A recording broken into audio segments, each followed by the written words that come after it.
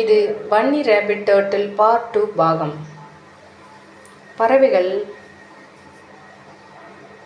ஆனந்தமாக உட்காந்துட்டு டர்ட்டிலையும் ரேபிட் ரேஸையும் பார்த்துட்டு இருந்தது.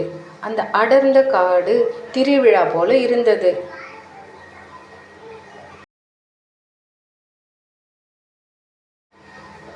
டாட்டாய்ஸ் நடந்துகிட்டே போயிட்டுருக்கு. ஆனால் ரேபிட் என்ன பண்ணுச்சுன்னா அதனோட ஃப்ரெண்ட்ஸ் எல்லாம் தூங்குறத பார்க்குது. அதுவும் ஒரு மர நிழல்கிட்ட நகர்ந்து போய் உட்காந்துக்குச்சு. எப்படி இருந்தாலும் டாட்டாய்ஸ் வரத்துக்கு லேட் ஆகும், டர்ட்டில் வரத்துக்குள்ளே நம்ம கொஞ்ச நேரம் தூங்கிடலாம் அப்படின்னு நினைக்குது. ஃப்ரெண்ட்ஸுங்களோட பேசிகிட்டே இருக்குது.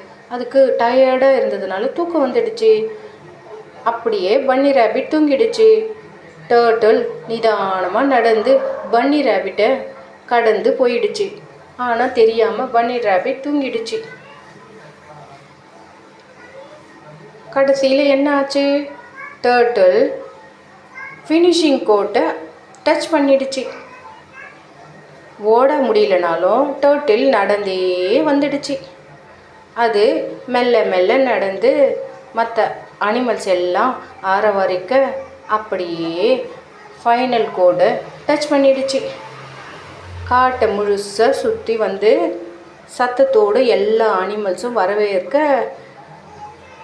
கடைசி ஃபினிஷ் லைன் கிட்ட வந்துடுச்சு. மற்ற அனிமல்ஸ் எல்லாம் அங்கே ஆர்வத்தோடு காத்துட்ருக்கு. மான்கள் ஆர்வத்தோட ஆமையை வரவேற்குது. ஃபினிஷ் லைனை டச் பண்ண பின்னாடி எல்லா அனிமல்ஸ் பேர்ட்ஸ் எல்லாமே சத்தம் போட்டு கத்துது. அதை சத்தத்தை தொலைவில் மரத்துக்கீழே தூங்கிட்டு இருந்த ரேபிட் காதில் விழுது. ஐயோ என்ன நடக்குது அப்படின்னு யோசிக்குது. அதற்குள்ளே நம்ம டர்ட்டில் வின்னராக ஆயிடுச்சு. ரேபிட் பின்னாடியே ஓடி வருது. தூக்கம் தெளிஞ்சுது. சத்தத்தால் எழுந்து ஓடி வருது.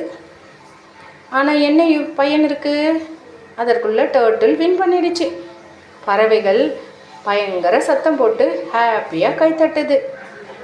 எல்லாருக்குமே ரொம்ப ஆச்சரியமாக இருக்குது ஆமை வின் பண்ணதை பார்த்து. இதன் மூலமாக நமக்கு என்ன தெரியுதுன்னா, எல்லாராலையும் எல்லாமே முடியும். நம்மளால் முடியாதது எதுவும் இல்லை. முயற்சி செஞ்சால் நிச்சயம் நமக்கு நல்ல பலன் ஒரு நாள் கிடைக்கும். இந்த கதையில் ரேபிட் ஏமாந்து போயிடுச்சு. ஆனால் ஆமை பொறுமையாக இருந்து வின் பண்ணிடுச்சு.